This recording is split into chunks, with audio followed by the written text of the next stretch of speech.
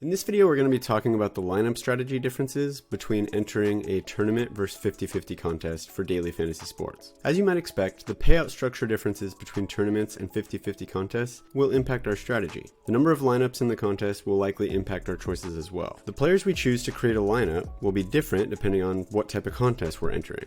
It all comes down to one main thing: variance.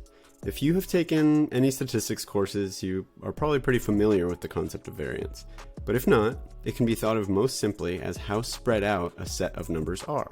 A set of numbers that are generally close to each other will have a lower variance than a set of numbers that are more spread out. This is a bit of a vague oversimplification, but should be enough to understand why this is important here. The concept of variance materializes in fantasy sports, and sports in general, as consistency.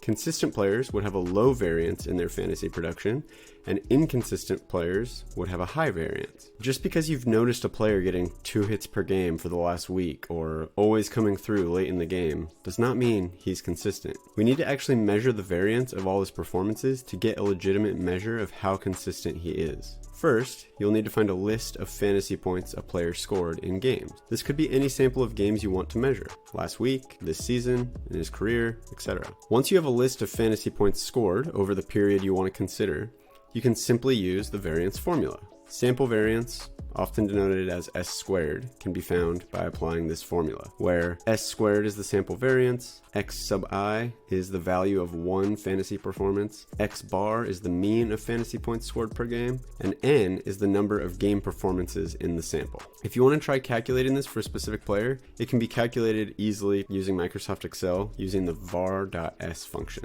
My main point here, though, is that consistency of a fantasy player can actually be quantified. In the next video, we're going to discuss how we can use this measure to decide which players we want in a tournament lineup versus a 50-50 lineup. If you want to play along and enter some FanDuel lineups for your own as we conduct this investigation into building a DFS optimizer, you can use my FanDuel referral link in the video description down below to get a deposit bonus. Be sure to hit that subscribe button and that bell icon while you're down there too, so you can be notified when I come out with each new video as we build this DFS optimizer. See you next time.